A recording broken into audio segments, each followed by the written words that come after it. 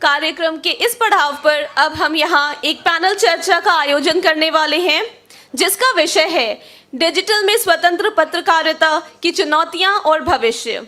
इस चर्चा के लिए मैं मंच पर बुलाना चाहूँगी हमारे इस पैनल के मॉडरेटर श्री आनंद पराशर जी को, जो कि डेप्यूटी न्यूज़ एडिटर हैं समाचार फॉर मीडिया के, मिस विनीता यादव जी को, जो एडिटर इन चीफ हैं एवं सीईओ हैं न्यूज़ नशा की, श्री अनुज खरे जी को, जो कि एडिटर हैं डिजिटल आज तक के, और श्री नीरज बधवार जी को, जो कि वरिष्ठ पत्रकार हैं। सभी का स्वागत है।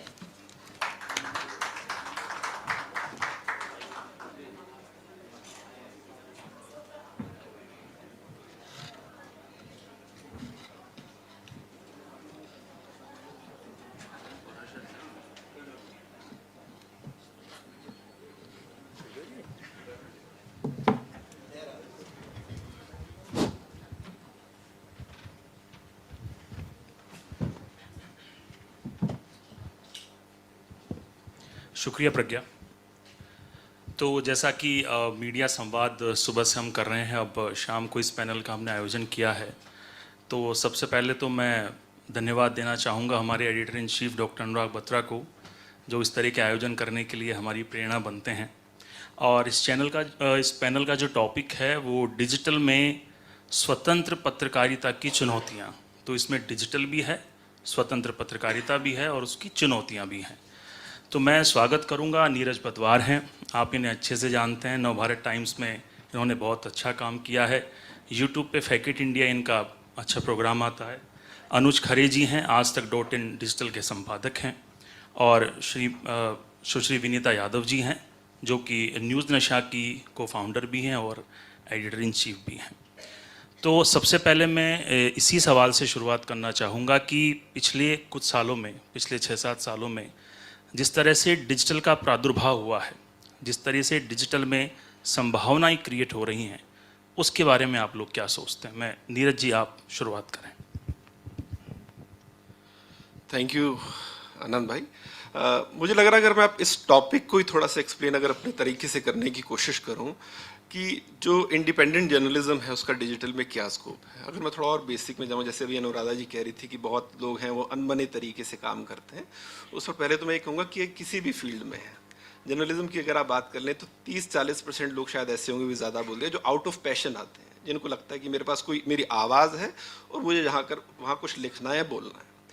25-30% लोग ऐसे होते हैं जिनको कोई बड़ा भाई आसपास कह देता है यार तुम्हारी नौकरी लगवा दूंगा, वो चले गए। और 20% लोगों को तो शायद लगता है कि सबसे सस्ता प्रोस्पेक्टस आईएमसी का था या जर्नलिज्म का था, तो वो चले गए।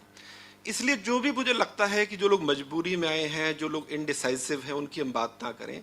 सवाल ये है कि वो 20-25% लोग जब जर्नलिज्म में जो आते हैं, और आज के दौर में जब वो आते हैं, अगर वो किसी चैनल में जाते हैं, किसी न्यूज़पेपर में जाते हैं, और जैसा कि अनुराधा जी ने कहा, जो कुछ हद तक लोग सहमत भी हैं, कि जाते आपको ये समझ में आ जाता है कि मैं जो सोच कर आया था, कि मेरी जो राय थी, जो मेरी अंदर से आवाज़ निकलती थी, मैं कहूँगा वो मैं कह नहीं सकता हूँ, उस पर लगाम है, उस पर एक कंट्रोल है। और जो आदमी इस पैशन के साथ आया था कि मुझे अपनी बात रखनी है, जैसे ही उसको नौकरी में जाने के बाद कुछ वक्त बाद ही रियलाइज़ होता है कि नहीं मैं नहीं कह सकता, तो अपने आप से सवाल पूछता है, घुटन महसूस करता है कि मैं इस पेशे में आया क्यों। और यहीं से मुझे लगता है हमारी चर्चा का टॉपिक शुरू होता है कि इंडिपेंडेंट जर्नलिज्म जो है उसका सोशल मीडिया के दौर में क्या रेलेवेंस है। लेकिन यहाँ पर अगर आप मुझे 5 मिनट वक्त दें तो मैं उसको एलेबरेट करूँगा। लेकिन मुझे लग रहा है ये भी अपने आप में एक ट्रैप है। आप देखिए, आप मीडिया से इंडिपेंडेंट जर्नलिज्म इसलिए आए क्योंकि मेन स्ट्रीम मीडिया में आपको लगता था आप घुटन महसूस करते हैं। सपोज आप सरकार की आलोचना करना चाहते हैं, नहीं कर रहे हैं, फिर आप इंडिपेंडेंट जर्नलिज्म में आते हैं, अब आपको लगता है कि मुझे सरकार की आलोचना करनी है। लेकिन मुझे लगता है कि जीवन की तरह पत्रकारिता भी उतनी सीधी या सरल नहीं है। जैसे मुझे लग रहा है पर्सनली हो क्या गया कि जो भी लोग इंडिपेंडेंट जर्नलिज्म के नाम पर जिन्होंने यूट्यूब चैनल खोले हैं, जैसे होता क्या है कि अगर आपको एक एसी खरीदना है तो आप एसी के शोरूम में जाते हैं, आपको मिठाई खरीदनी है तो आप मिठाई की दुकान पे जाते हैं। इसी तरह अलग अलग विचारों की दुकानें भी हो गई हैं।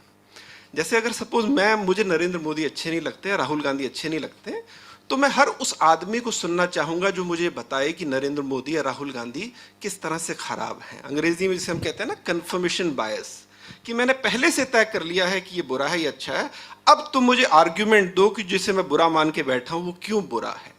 और फिर जिस दिन मैंने पहले दिन अपना यूट्यूब चैनल बनाया और मैंने बताया कैसे मोदी सरकार खराब काम कर रही है, मैंने देखा बड़ा अच्छा रिस्पॉन्स आया। फिर मैंने एक वीडियो बनाया कि कैसे मोदी सरकार खराब काम कर रही है, मोदी जी किस तरह गलत काम कर रहे हैं, फिर अच्छा व्यूज आया। अब हुआ ये, मैं आया तो इंडिपेंडेंट जर्नलिज्म करने के लिए था, लेकिन वो जो लोग मेरे साथ मोदी की आलोचना की वजह से जुड़े हैं, अब मैं उनका गुलाम हो गया हूं, क्योंकि मैंने अपने लिए उस तरह का दर्शक अपने साथ जोड़ लिया है। और फिर हुआ क्या कि नौकरी में रहते आप पैसे के गुलाम थे, इंडिपेंडेंट जर्नलिस्ट होती आप लोकप्रियता के गुलाम हो गए। और मैं हमेशा कहता हूं कि लोकप्रियता की गुलामी दुनिया में सबसे बड़ी गुलामी है। हर इंसान दुनिया में हर ट्रैप से निकल आता है, लेकिन वो कभी पॉपुलैरिटी के ट्रैप से निकल आता है। क्योंकि जो इंसान जिसने अपने पीछे 1 लाख लोगों की भीड़ लगाई है कि नरेंद्र मोदी बहुत बुरा है, जिस दिन उसको लगेगा कि नरेंद्र मोदी बहुत अच्छा है, वो चाहकर भी उसकी अच्छाई नहीं करेगा, क्योंकि वो अपने 1 लाख लोगों को ऑफेंड नहीं करना चाहता।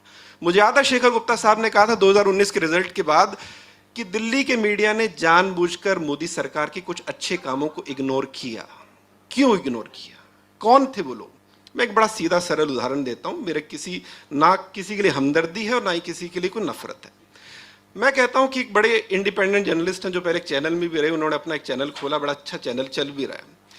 अब वो शख्स 2014 से लेकर 19 तक बताते रहे कि किस तरह से केंद्र सरकार बड़ा खराब काम कर रही है। वो चुन चुन के बुराइयां बताते रहे। फिर हुआ कि 2019 में चुनाव हुए और जो मौजूदा सरकार थी वो पहले से 6-7 सीटें लेकर ज्यादा आ गई। अब आप देखिए, एक जर्नलिस्ट के तौर पर आपको खुद सवाल पूछना चाहिए अपने आप से। इसका मतलब है कि आप जनता को जो हकीकत दिखाना चाह रहे थे और जनता जो हकीकत देख रही थी उसमें बड़ा फर्क था। इसका मतलब है कि और एज ए जर्नलिस्ट अगर आप यही नहीं समझ पा रहे कि जनता को क्या अच्छा लग रहा है, क्या बुरा लग रहा है, तो सवाल नेता पर नहीं है, सवाल पत्रकार होने के नाम पर आप पर है। इसीलिए मैं कह रहा हूं इंडिपेंडेंट जर्नलिज्म का भी सबसे बड़ा चैलेंज ये है कि अगर आप इंडिपेंडेंट जर्नलिस्ट हो गए और फिर आपने अपने पीछे एक खास विचारधारा की भीड़ लगा ली और आप उस भीड़ के ट्रैप हो गए, उस ट्रैप में फंस गए, उस लोकप्रियता के गुलाम हो गए, तो फिर इंडिपेंडेंट जर्नलिस्ट होने का भी कोई फायदा नहीं। फिर आप उसी तरह के व्यापारी हैं जैसे आदमी मिठाई की दुकान खोल के बैठा होता है, उस मिठाई में वो मिलावट करता है। अब आप एक बौद्धिक के तौर पर उसी तरह से मिलावटी मिठाई वाले बनाने वाले एक बौद्धिक हो गए, क्योंकि आप अपने विचारों में मिलावट कर रहे हैं। तो उस तरह से एक मिठाई वाले में और एक जर्नलिस्ट में कोई फर्क नहीं है। तो मुझे लग रहा है सबसे बड़ा ट्रैप इंडिपेंडेंट जर्नलिज्म का ये है कि आपको लोकप्रियता के ट्रैप में नहीं फंसना और आइडियोलॉजी के ट्रैप में नहीं फंसना। लेकिन अब यहाँ चैलेंज क्या है? चैलेंज मुझे लगता है यहाँ पर ये है कि आम आदमी के तौर पर मैं आपसे पूछ के देखूं, हम में ही कितनी समझ है कि हम ब्लैक और व्हाइट के बीच में ग्रे ढूंढना चाह रहे हैं। जैसे मैंने कहा, हर आदमी कहीं ना कहीं कंफर्मेशन बायस का शिकार है। मैं एक आदमी को पसंद कर रहा हूं और आप मुझे आर्ग्यूमेंट दीजिए कि कैसे वो आदमी अच्छा है, और जब चूंकि आप मुझे रोज अपने यूट्यूब चैनल पे आर्ग्यूमेंट देते हैं कि वो आदमी अच्छा है, मैं आपको सुनने आता हूं। मैं एक नेता को पसंद नहीं करता हूं और आप मुझे रोज आर्ग्यूमेंट देते हैं कि वो नेता अच्छा नहीं है, और इसलिए मैं आपके पास सुनने आता हूं। अब चूंकि मैं आपको सुनने इसलिए आ रहा हूं कि अगर आप उसकी बुराई करेंगे तो मैं अपने ग्राहक को धोखा नहीं दे सकता। अगले दिन मैं उसी मोदी की तारीफ करके आपको ऑफेंड नहीं कर सकता। और जिस वक्त आदमी अपने ग्राहक का या अपने व्यूअर का इस तरह से गुलाम हो जाता है, उसी वक्त वो बेईमान हो जाता है। मुझे लग रहा है सबसे बड़ा challenge. Thank you so much Neeraj ji. अब मैं चाहूंगा कि अनुज जी इस टॉपिक पर अपने विचार व्यक्त करें। डिजिटल को लेके मेरा सबसे पहला तो मानना ये है कि डिजिटल मीडिया एक तरह से फिलहाल कश्मीर की तरह है, खूबसूरत बहुत है, बवाल बतेरे हैं। तो उस तरह से मतलब देखना पड़ेगा हमको डिजिटल मीडिया को कि हर आदमी को ये लग रहा है कि वो तो पत्रकार है, आज कैमरा उठाएगा, कल पहुंच जाएगा, परसों वो अपना एक भाषण देना शुरू करेगा और फिर उसके बाद फॉलोअर्स, लाइक, और वो चलेगा भी वैसे ही, वो बाहर घूमेगा भी वैसे ही और बताएगा भी कि देखा कि नहीं देखा और देखना चाहिए आपको, और देखो मैंने ये आज डाल दिया है। दिक्कत वही है जो नीरज भाई भी कह रहे हैं कि मैं लाइक का गुलाम हूं और धीरे से मैं फिर उसका ही कंटेंट क्रिएट करने लगता हूं। बट सबसे बड़ा जो चैलेंज है आज की डेट में वो ये है कि अगर आप डिजिटल जर्नलिस्ट बनना चाहते हैं तो आपको रेवेन्यू मॉडल की ठीक ठीक समझ होना चाहिए, बिकॉज हर चीज अंततः वित्त पर आधारित है।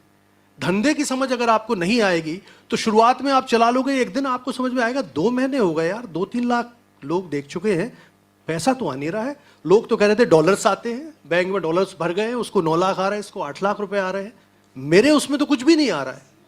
देन फिर एक और प्रॉब्लम आएगी आपको लगेगा यार मेरा चैनल तो बहुत बड़ा हो गया है, अब इस चैनल के लिए मुझे एक कैमरामैन रखना चाहिए, एक टेक्नोलॉजी वाला बंदा रखना चाहिए, एक थोड़ा सा एसईओ वाला आदमी भी चाहिए, मैं कितना मैनेज करूंगा। तो दूसरी सबसे बड़ी प्रॉब्लम आती है अगर आप टैक्स सेवी नहीं है, अगर आप टेक्नोलॉजी नहीं समझते, बिकॉज आप अकेले धंधा कर रहे हैं ना, आप अकेले चैनल चला रहे हैं पूरा, तो आपको टेक्नोलॉजी की बेसिक समझ होना चाहिए। सिर्फ कंटेंट की समझ से काम नहीं चलेगा, बिकॉज जब डिजिटल की बात हम करते हैं तो वो प्रिंट नहीं है। प्रिंट का मतलब है कि आप लिख दीजिए, दैट्स ऑल, इसके बाद आप भूल जाइए। बट डिजिटल में आपको उस खबर की पूरी जर्नी का पता होना चाहिए कि मैंने खबर बनाई, इस खबर को मैंने अपलोड किया, ये खबर आगे बढ़ेगी कैसे, ये खबर रीडर्स तक जाएगी कैसे, वो रिस्पॉन्स आएगा कैसे, और रीडर का रिस्पॉन्स मैं एनालाइज करूंगा कैसे, क्योंकि मेरा नेक्स्ट कंटेंट इसी पर डिपेंड करेगा। जब मैं वो एनालाइज कर लूंगा उस कंटेंट को कि यार एग्जैक्टली ये चाहिए, तो जाके फिर मेरे पास नेक्स्ट टाइम पे रीडर आएंगे। तो बड़ा चैलेंज ये होता है कि अगर मुझे खबर की जर्नी नहीं पता, मैं वीडियो अपलोड कर देता हूं, अपलोड करने के बाद कुछ नहीं करता हूं। इवन लोग जो उन वीडियोस के नीचे जो कमेंट्स आते हैं, जो आपके फेसबुक पोस्ट के नीचे जो कमेंट्स आते हैं, वो तक नहीं पढ़ते। रीडर आपको करेक्ट करता है, रीडर आपको रास्ता दिखाता है कि बॉस ये गलत है, आपने जो कंटेंट बनाया वो गलत है, फैक्चुअली इनकरेक्ट है, वो आपने जो बात कही है वो रॉन्ग है, वो भी नहीं पढ़ते। तो चेंज कैसे आएगा, इंप्रूवमेंट कैसे आएगा? क्योंकि उसने मान लिया है कि अंतिम सत्य है। उसने तो एक बार वीडियो बनाने के बाद कलम तोड़ दिया, माउस तोड़ दिया अपना, वो दोबारा पलट के भी नहीं देखता है। तो सबसे बड़ा प्रॉब्लम पहला आएगा, रेवेन्यू मॉडल की समझ होना चाहिए। दूसरा आएगा, टेक्नोलॉजी की बेसिक समझ होना चाहिए। तीसरी सबसे बड़ा चैलेंज निकल कर आता है, वो है फेक न्यूज से कैसे निपटोगे आप। जो इशारा किया नीरज भाई ने, सिमिलरली वही है कि आप किसी ट्रैप में पहुंच गए, आप ऐसे एक ट्रैप में पहुंच गए जहां आप कंटेंट नहीं बना रहे हैं, आप सीरियस कंटेंट नहीं बना रहे हैं, आप किसी खास विचारधारा के लिए कंटेंट बना रहे हैं। बिकॉज आपको ये समझ में आ गया है कि उस विचारधारा से पैसा आता है, उस विचारधारा से फॉलोअर्स आते हैं, लाइक कमेंट सब उससे आ रहा है। तो फिर आप जर्नलिस्ट कहां रह गए? फिर तो प्रवक्ता हो गए ना आप। तो प्रवक्ता के तौर पे फिर आप काम करना शुरू कर देते हैं, क्लेम ये करते हैं कि आप जर्नलिस्ट हैं। आगे और भी बात करेंगे अपन इसमें। थैंक यू सो मच अनुज जी। अब मैं जी इस पर सिर्फ एक लाइन में कहना चाहूंगा, कहते हैं ना कि आदमी जिससे नफरत करता है आखिर में वो खुद वही बन जाता है। जो लोग आज इंडिपेंडेंट जर्नलिज्म में ये दुहाई दे रहे हैं कि मेन स्ट्रीम मीडिया बड़ा एक तरफा हो गया, आखिर में वो खुद एक तरफा हो गए। मैं विनीता जी से आग्रह करूंगा कि अपने विचार व्यक्त करें। वैसे तो नीरज जी और अनुज जी जो बात कह रहे हैं उसमें बहुत सारी बात सही है और मैं उसके दर्द और सुख दोनों को महसूस कर सकती हूँ। अगर हम 2022 में डिजिटल यूज़र का नंबर देखते हैं तो वो 399 मिलियन रहा इंडिया में, और अब है 629 मिलियन इंडिया में, अगर हम बात कर रहे हैं तो इससे अंदाज़ा लगाइए कि ये सुनामी है, बहुत बड़ी सुनामी है, और इस सुनामी में बहुत कुछ ठहरेगा और बहुत कुछ बह भी जाएगा। अब बहने वाली वो सब चीज़ें हैं जो कि अभी जिक्र हो रही हैं कि अभी हम लोग एक तरह के मंथन में चल रहे हैं सोशल मीडिया में। हम लोग ये तलाशने की कोशिश कर रहे हैं हर व्यक्ति कि मेरी जगह कहाँ है इसमें। हमने जैसे अब अगर कोई भी जर्नलिस्ट, जैसे कि अब ये कहें कि टीवी चैनल में जगह नहीं मिल रही थी और ख़ुद अब ये शुरू किया है, तो मैं इन बातों को भी थोड़ा सा इससे पूरी तरह सहमत इसलिए नहीं हूँ क्योंकि यहाँ पर भी जैसा आपने कहा भी कि गुलाम हो रहे हैं हम इसके। कई बार ऐसा हुआ कि जो हमारे चैनल पर व्यूज़ आते हैं तो वो बिल्कुल कई बार कंपटीशन में होता है, दूसरे के व्यूज़ इतने आ गए हैं और ज़्यादा आपको हार्ड होकर चलना पड़ेगा, आपको फिर वही एंटी एस्टैब्लिशमेंट के ख़िलाफ़ बोलना पड़ेगा। हमारे कुछ कई सहयोगी हैं जो हमें बताते हैं कि देखो उसका तो चैनल बहुत अच्छा जा रहा है और तुम उस तरह से नहीं कर पा रहे हो, तुम ठीक है बोलो ना, वैसे बोलो, सीधा वैसे करो चीज़ें।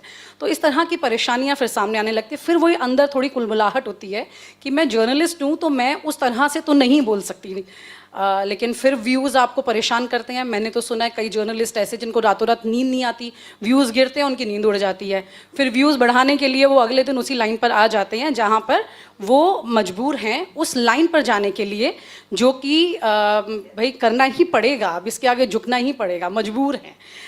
एक तरफ दबाव की हम बात करते हैं मीडिया में कि कहीं कोई पॉलिटिकल पार्टी किसी पर दबाव बनाती है, कहीं कोई और दबाव बनाता है।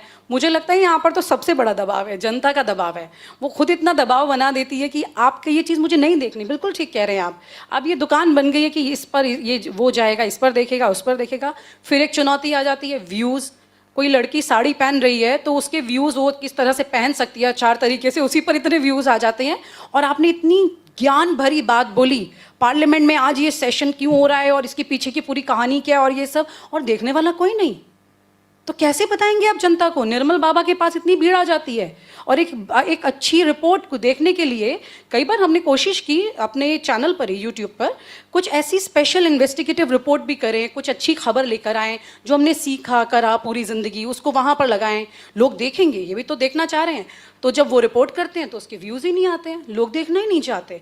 अब हम क्या कर रहे हैं, अब हम वो दिखा रहे हैं जो वो देखना चाहते हैं, तो हम वो तो दिखाई नहीं रहे जो हमें दिखाना चाहिए एक्चुअली। तो ये प्रॉब्लम तो है, इसमें कोई दो राय नहीं है।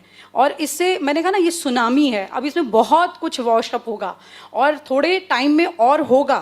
आने वाले 5 साल आप मान लीजिए, मैं सीरियसली बता रही हूँ, मैं कई बार मतलब देखती हूँ इन चीज़ों को, समझती हूँ, और एक अलग तरह के एक चैनल पर आप सब चैनल बना लेते हैं फिर कि चलिए ये खुश करने वाला इनके लिए, ये उसको खुश करेगा, ये उसको खुश करेगा, ऐसे करके आप, ताकि सब यहाँ आ जाए। मैं परेशान हो गई थी एक बार, तो मुझे लगा मेरे यहाँ एंटी स्टैब्लिशमेंट ज़्यादा आ रहे हैं, चलो एक वैसा चैनल शुरू कर दिया जाए साथ में जिसमें राष्ट्र की बात की जाए। तो मैंने ये भी सोचा, लेकिन अब समझ में नहीं आ रहा कि करे क्या। अब अंदर से तो स्टोरी वही निकलती है न्यूट्रल होकर के, अब ना तो उधर की बात की जाती ना इधर की। फिर हमने सोचा चलो ठीक है, कुछ जर्नलिस्ट हमारे साथ रहेंगे, वो अपनी अपनी बात करेंगे तो ज़्यादा बेहतर होगा, थोड़ा सा एक एग्जिट डोर मिल जाएगा हमें शांति से इसमें, क्योंकि सीनियर जर्नलिस्ट बोलेंगे सब। लेकिन मैं जो पहली लाइन मैंने कहा, 399 मिलियन से 629 मिलियन पर आप जो शिफ्ट कर रहे हैं विद इन ईयर, आप इसी में अगले साल सोचिए कितने लोग होंगे, और फिर उसके अगले साल कितने होंगे। अभी अंदाज़ा लगाइए कि कितने सारे जर्नलिस्ट तो अभी चैनल्स में सोच रहे होंगे, अच्छा उसके इतने पैसे आते हैं, चलो हम भी नौकरी छोड़ देते हैं, हम भी अपना चैनल शुरू करते हैं, अरे मेरे तो इतने अच्छे व्यूज़ आ रहे हैं, लाखों रुपए इतना कैलकुलेट करेंगे और हो जाएगा। This is actually not true, this is actually not true. हम लोग जब रेवेन्यू मॉडल की मैं बात करूं, पिछले 5 साल से हम लोग वर्किंग कर रहे हैं, और मेरी टीम भी बैठी है यहाँ पे, हम जानते हैं हम किस तरह से कोशिश करते हैं रेवेन्यू मॉडल दूसरे तरीके से। चाहे आज मान लीजिए ये थर्ड पार्टी है, यूट्यूब चैनल, ट्विटर, ये सारी चीज़ें, फेसबुक, किसी में भी कोई भी प्रॉब्लम कभी आती है तो आपका तो पूरी तरह सारी मेहनत चली जाती है। सैटेलाइट चैनल में आप एक तरह से ओन करते रहे हैं हमेशा, वेबसाइट में आप ओन करते हैं उस स्ट्रक्चर को पूरी तरह से हमेशा, तो आपको कहीं तो ये फीलिंग आनी चाहिए कि मैं कोई एक प्रॉपर्टी मेरी अपनी खुद की ऐसी है जिसको मैं ओन कर रहा हूँ, ये दूसरे के हाथ में नहीं है। आज यूट्यूब का पैसा गिर जाएगा, फिर एकदम से वो पैसा डाउन, क्योंकि ऐसा हुआ है कई बार, यूट्यूब का पैसा अप हुआ, उन्होंने बढ़ा दिया, फिर डाउन हो गया। अब चुनाव हैं तो ज़्यादा से ज़्यादा लोग उस पर चले गए हैं। ट्विटर, जैसे आज मैंने दिन में भी कहा कि ट्विटर पैसा जब से देने लगा है, बहुत सारे जर्नलिस्ट हैं दिन में 40 पोस्ट करते हैं। अब उन लोगों ने तेज़ी से अपना बढ़ा दिया कि हाँ इतना पैसा आ रहा है। हमारे यहाँ एक इन्फ्लुएंसर काम करता था, मैंने कहा बोला तुम वीडियोज़ नहीं आ रहे हैं आजकल, तुम्हारे क्या हुआ? अरे मैम लाखों रुपये आ रहे हैं ट्विटर से। सीरियसली? तो वो कह रहे कि लाखों रुपए आ रहे हैं, लेकिन ये लाखों रुपए और ये जो स्ट्रक्चर है, ये एक इस तरह की भेड़ चाल में ले जा रहा है जहाँ हमें एक्चुअली नहीं मालूम है कि हम किधर जा रहे हैं।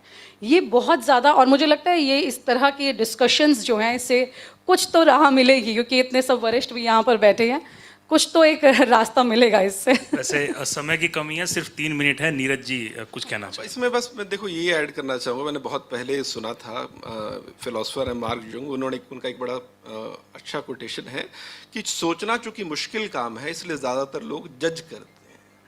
और मुझे लग रहा है इंसान हो या मुद्दे हो ना, अगर आप किसी को उसकी कॉम्प्लेक्सिटी समझाने लगें कि ये चीज़ इस तरह अच्छी है इस तरह बुरी है, तो लोग कहेंगे नहीं मुझे कॉम्प्लेक्सिटीज़ नहीं समझनी, तो मुझे बताओ ये आदमी अच्छा है या बुरा है।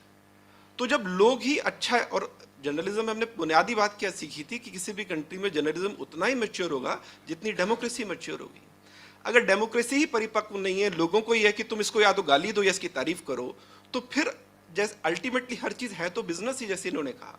मैं कॉम्प्लेक्सिटी समझा रहा हूँ, मैं ना मोदी की तारीफ कर रहा ना उसकी आलोचना कर रहा हूँ। अब दर्शक कह रहा है नहीं मज़ा नहीं आ रहा, अब दर्शक मज़ा नहीं आ रहा, दर्शक को मज़ा नहीं आ रहा, और ज़्यादातर दर्शक चूंकि वैसे ही जिनको मज़ा नहीं आ रहा, तो फिर मैं सर्वाइव कैसे करूँगा? और फिर जब सवाल मेरे सर्वाइवल का हो जाएगा तो मुझे अल्टीमेटली मजबूर होना पड़ेगा उस बाजार के हाथों। इसलिए मुझे लग रहा है ये अपने आप में एक ट्रैप है, और इसमें बहुत हिम्मत की चीज़ है। लेकिन आखिर में मैं 1-2 बातें ज़रूर पॉजिटिव ज़रूर कहूँगा। हम चूँकि इंडिपेंडेंट जर्नलिज्म और सोशल मीडिया की बात कर रहे हैं, तो सिर्फ इसमें नेगेटिविटी नहीं है, अच्छी चीज़ें ये भी हुई हैं डिजिटल प्लेटफॉर्म में और यूट्यूब में ख़ास तौर पर, कि हर आदमी को पता, अगर सपोज मेरा अगर पर्सनल फाइनेंस में इंटरेस्ट है तो मुझे पता है ये 3-4 लोग पर्सनल फाइनेंस पे इतनी अच्छी बात बताते हैं, मुझे कहीं नहीं जाना, मैं इनको सुनूंगा। अब मैं प्रांजल कामरा को देख लूँगा, मैं रचना रानाडे को सुन लूँगा कि मुझे पर्सनल फाइनेंस की बातें बताते हैं। अगर मुझे मूवी रिव्यूज़ सुनने हैं तो मेरे को पता है 2-3 लोग मूवीज़ पे बड़ा अच्छा इन डेप्थ एनालिसिस करते हैं, और ऐसा एनालिसिस मुझे किसी चैनल पे नहीं सुनने को मिलेगा। तो उस मायने में यूट्यूब ने इंडिपेंडेंट क्रिएटर के लिए एक अच्छा बड़ी ब्लेसिंग भी है कि वो चाहे तो दिन भर अपने इंटरेस्ट की बात कर सकते हैं और इस कन्विक्शन के साथ कर सकते हैं कि जो इंटरेस्ट मेरा है वो लाखों लोगों का और भी होगा। समय सीमा समाप्त होने की ओर है। मैं चाहूँगा कि अनुज खरे जी अपने कुछ शब्द कहें और पैनल की चर्चा को हम खत्म करें। मैं सिर्फ ये कहना चाहूँगा कि कंटेंट बहुत इंपॉर्टेंट होता है। इसमें कंटेंट के लिए एक फॉर्मूला है, बोलूँ कंटेंट का एक सिंपल फॉर्मूला है। कभी मैंने जावेद अख्तर से बात की थी, जावेद अख्तर ने बताया, उन्होंने जब मैंने उनसे पूछा कि शोले इतनी हिट कैसे बन गई, आपने तो बहुत गजब फिल्म बना दी, तो बोले बहुत सिंपल फॉर्मूला था शोले को हिट करने का कि बोले राजस्थान में कहावत है कि एक ओखली होती है और उस ओखली में पहले थोड़ा सा धनिया डाला जाता है, उसके बाद प्याज डाला जाता है और उसको लगातार कूटा जाता है, उसके बाद उसमें रात भर कुछ ना कुछ डालते हैं और सुबह ये होता है कि ओखली में आपको सोना मिलता है और उसके बाद पूरी ज़िंदगी हम ये तय करते रहते हैं कि ऐसा क्या डाल दिया यार कि सोना बन गया। तो बोले सिंपल मामला है कि यहाँ तय नहीं कर सकते, लेकिन आप डिजिटल में ये तय कर सकते हैं कि आपको कैसा कंटेंट बनाना है। आपको टाइम देना होगा, आपको ये देखना होगा आपके इंटरेस्ट का फील्ड क्या है। आप सबसे बेस्ट डिलीवरी वहीं करते हैं जहां आपके इंटरेस्ट का मामला होता है। आप अननेसेसरी दूसरी जगह मत जाइए। आप पॉलिटिकल में आपकी अंडरस्टैंडिंग अगर पॉलिटिक्स में नहीं है, आप डिलीवर नहीं कर सकते। आप सोशल इश्यूज जाइए, आप उन इश्यूज में जाइए जहां आप बेस्ट हैं। लोग अननेसेसरी इससे इन्फ्लुएंस हो जाते हैं कि उस बंदे का ये आया, एल्विश यादव ने ये किया, कैरी मिनोटी ने ये किया, इसलिए मैं कर सकता हूं। नहीं, वो नेचुरल थे। भुवन बाम नेचुरल है, वो बेहतर तरीके से गाली दे सकता, आप नहीं दे सकते। तो क्यों जा रहे हो उस फील्ड में? उस फील्ड को चुनिए जहां आप बेस्ट हैं, जहां आप बेस्ट डिलीवर कर सकते हैं, रिजल्ट्स मिलेगा आपको। Thank you so much sir. समय की बाध्यता है। नीरज जी, अनुज जी और Vinita ji, thank you so much, बहुत बहुत धन्यवाद।